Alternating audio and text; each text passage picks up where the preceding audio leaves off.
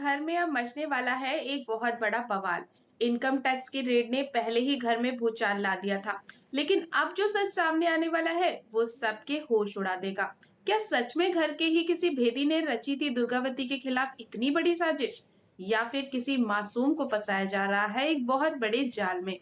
Hello दोस्तों, स्वागत है आपका हमारे चैनल पे। आप देख रहे हैं द पूजा शो।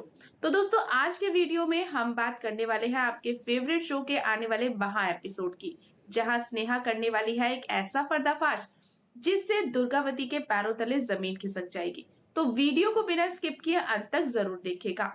और हाँ, अगर चैनल पर नए हैं तो जल्दी से चैनल को सब्सक्राइब कर लीजिए, क्योंकि आने वाले एपिसोड में आप देखेंगे घर का माहौल बहुत ही ज्यादा तनावपूर्ण हो चुका है।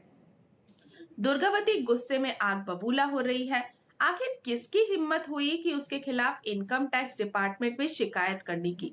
तभी होती है स्नेहा की धांसू एंट्री। स्नेहा खाली हाथ नहीं लौटती दोस्तों, वो सीधा इनकम टैक्स डिपार्टमेंट से आ रही है। स्नेहा परिवार वालों के सामने बताती है कि वो इस बात की तह तक जाना चाहती थी कि आखिर वो गद्दार है कौन। स्नेहा कहती है कि मुझे पता चल गया है कि वो शिकायत किसने की थी। और ये सुनते ही पूरे घर में सन्नाटा सा छा जाता है। स्नेहा अपने बैग से कुछ सरकारी दस्तावेज निकालती है और सीधा दुर्गावती के हाथ में थमा देती है। तो दोस्तों, जैसे ही दुर्गावती उन पेपर्स को निकालती है, उसकी आंखें फटी की फटी रह जाती हैं। स्नेहा उन पेपर्स पर उंगली रखते हुए बताती है कि इस कंप्लेंट पर किसी और का नहीं बल्कि पूर्वी का नाम और उसके ही हस्ताक्षर है। और ये सुनते ही दुर्गावती की खूंखार नजरें सीधा पूर्वी की तरफ घूम जाती हैं। बेचारी पूर्वी, उसे तो जैसे काट मार गया हो। वो घबरा जाती है और सदमे में आ जाती है। पूर्वी तुरंत इन सारे इल्जामों को सिरे से खारिज कर देती है और चिल्लाकर कहती है कि ये सब बकवास है, मैंने ऐसा कुछ नहीं किया। पूर्वी अपना बचाव करते हुए एक बहुत ही लॉजिकल बात कहती है। वो दुर्गावती से कहती है, अगर मुझे उसके खिलाफ आपके खिलाफ साजिश रचनी होती तो क्या मैं इतनी बेवकूफ हूँ कि सरकारी कागजों पर अपना असली नाम और असली साइन करूंगी। तो दोस्तों, पूर्वी की बात में दम तो है, लेकिन सबूत तो उसी के खिलाफ चीख चीख कर गवाही दे रहे हैं। अब जब पूरा घर पूर्वी के खिलाफ खड़ा नजर आ रहा है, तब एंट्री होती है हमारे अनएक्सपेक्टेड हीरो की।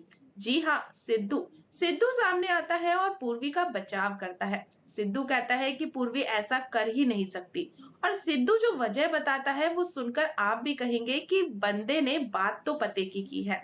सिद्धू परिवार वालों को याद दिलाता है कि पूर्वी को पहले से ही उस नकली गहनों वाले राज के बारे में सब कुछ पता है। सिद्धू कहता है कि पूर्वी की अपनी माँ ने ही असली सोने के गहनों की जगह नकली जेवर रखे थे। ऐसे में अगर पूर्वी इनकम टैक्स वालों को घर पर बुलाएगी तो सबसे पहले तो उसकी अपनी ही माँ एक्सपोज होगी ना। वो अपनी ही माँ को जेल भिजवाने का रिस्क क्यों लेगी। सिद्धू की इस दलील के बाद दुर्गावती भी सोच में पड़ जाती है, क्योंकि सिद्धू की बात 100% सच है। तो दोस्तों, अब कहानी में आ गया है सबसे बड़ा ट्विस्ट।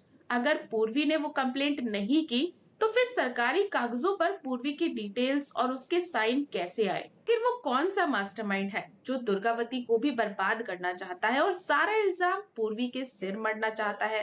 क्या घर के अंदर ही कोई और है जो दोनों तरफ से खेल रहा है। स्नेहा अब इस नए सुराग के साथ असली गुनहगार के बहुत करीब पहुंच चुकी है।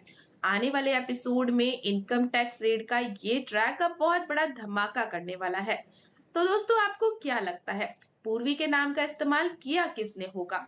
क्या वो स्नेहा खुद है या घर का कोई और ही सदस्य है? हमें कमेंट सेक्शन में अपनी राय जरूर बताएं।